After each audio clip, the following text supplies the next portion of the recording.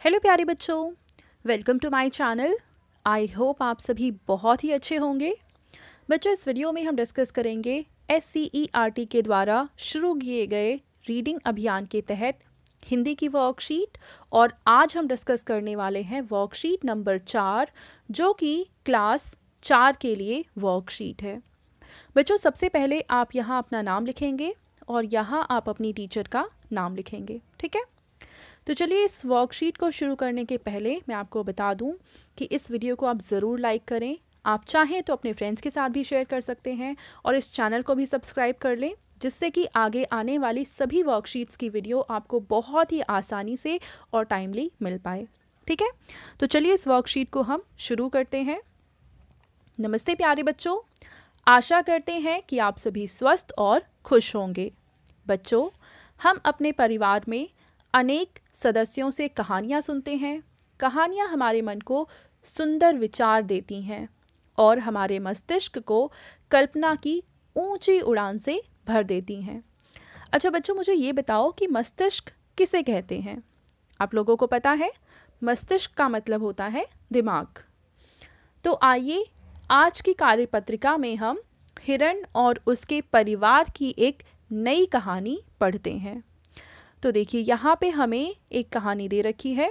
चलिए पहले पढ़कर समझते हैं कि इस कहानी के द्वारा हमें क्या बताया गया है। एक जंगल में हिरण का परिवार रहता था। उनका एक बहुत सुंदर सा बच्चा था। एक दिन उसकी खरगोश के साथ दौड़ हुई। हिरण का बच्चा खरगोश से आगे भागने लगा। वह जंगल पार कर गया, खेत भी पार कर गया, नदी भी पार कर गया, लेकिन पहाड़ को वह पार नहीं कर पाया और चट्टान से टकराकर गिर गया। वह जोर जोर से रोने लगा। वहाँ पर एक बंदर ने उसकी टांग सहलाई। भालू दादा ने उसे गोद में उठाया, पर वह चुप नहीं हुआ। लोमड़ी ने उसे नाच कर दिखाया, लेकिन वह फिर भी चुप नहीं हुआ। थोड़ी देर बाद ही हिरण की माँ उसे ढूंढते हुए आई और उसने उसे प्यार किया और बोला, चलो उस पत्थर की पिटाई करते हैं। हिरण का बच्चा बड़े ही प्यार से बोला, नहीं माँ।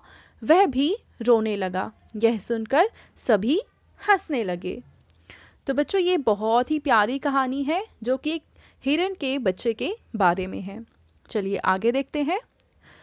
ऊपर दी गई कहानी को पढ़कर निम्नलिखित प्रश्नों के उत्तर दीजिए। पहला प्रश्न है कि हिरण के बच्चे की दौड़ किसके साथ हुई?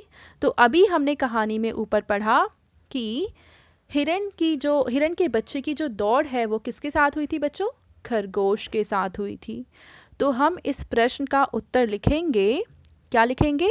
खरगोश। आप पहले प्रश्न का उत्तर लिखेंगे खरगोश, ठीक है। अब अगला वाला प्रश्न है कि हिरण के बच्चे की मदद किस किसने की? तो हमने देखा कि हिरण के बच्चे की मदद कई सारे लोगों ने की थी। किस किसने करी थी? देखो, बंदर ने की थी, है ना। पहला तो है बंदर। देखो, एक तो है बंदर, आप नंबर लिखेंगे, एक बंदर। दूसरा है भालू दादा। इसके बाद और किसने करी थी? फिर तीसरा है लोमड़ी। और इसके बाद हम देखेंगे थोड़ी बाद हिरण की माँ भी आ गई, तो ये हो गए चौथा, ठीक है। तो इस तरीके से आप 4 आंसर लिखेंगे। पहले में क्या लिखेंगे? बंदर। बंदर के बाद क्या लिखेंगे बच्चों आप? भालू। भालू के बाद आप क्या लिखेंगे? तीसरे में आप लिखेंगे लोमड़ी। आप इसके बाद में ही लिखेंगे, ठीक है। अब यहाँ पे जगह कम है इसलिए मैं ऊपर लिख रही हूँ, लोमड़ी। और लोमड़ी के बाद कौन आया था? हिरण की माँ। आप लिखेंगे यहाँ पे हिरण की माँ। तो इन चारों ने मदद करी थी हिरण के बच्चे की, ठीक है। अगला है कि कहानी में आए इन शब्दों को वाक्य में प्रयोग कीजिए। तो आपको वाक्य बनाना है माँ से, हिरण से और बच्चा से। चलिए इसका आंसर हम लिख लेते हैं।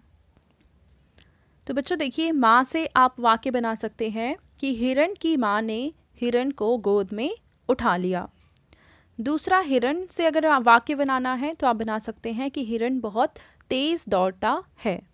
और तीसरा, बच्चा शब्द को यूज़ करते हुए आप बना सकते हैं कि छोटे से बच्चे ने बहुत अच्छा खेल दिखाया। ठीक है, तो इस तरीके से इस वाक्य में देखो माँ यहाँ पे इस्तेमाल हुआ है, हिरण यहाँ पे इस्तेमाल हुआ है और बच्चा यहाँ पे इस्तेमाल हुआ है। ठीक है, चलिए आगे देखते हैं। आगे बच्चों आपको एक मज़ेदार गतिविधि दे रखा है। आइए बच्चों एक मज़ेदार गतिविधि करते हैं। परिवार के सभी सदस्य एक गोल घेरे में खड़े हो जाएं और एक तकिए को संगीत की धुन पर घुमाएं और जिस पर भी वह तकिया रुके वह सदस्य किसी भी जानवर की आवाज़ निकाले और दूसरे सदस्य उस आवाज़ को पहचाने। तो इस तरीके से आप एक गोले में आप और आपका पूरा परिवार खड़ा हो जाएगा और इस खेल को आप खेलना शुरू करेंगे। आप मोबाइल में या किसी भी चीज़ में गाना बजा सकते हैं और फिर क्या करेंगे, तकिए को एक दूसरे को देते रहेंगे और जैसे ही गाना आप रोकेंगे और वो तकिया जिस भी इंसान के पास होगा वो किसी भी एक जानवर की आवाज़ निकालेगा और बाकी सभी सदस्य पहचानने की कोशिश करेंगे कि वो सदस्य किस जानवर की आवाज़ निकाल रहा है। ठीक है, तो बच्चों अब आपके पेरेंट्स के लिए यहाँ पे सुझाव है कि बच्चों को बताइए कि परिवार में सबको मिलजुल कर सहयोग से रहना चाहिए। तो ये थी आज की हमारी हिंदी की वर्कशीट एंड आई होप आप सभी को ये वर्कशीट बहुत ही अच्छे से समझ में आई होगी। और बच्चों अगर आपको ये वीडियो पसंद आई है तो उसको ज़रूर लाइक करें, अपने फ्रेंड्स के साथ भी शेयर करें और इस चैनल को सब्सक्राइब करें। Thank you.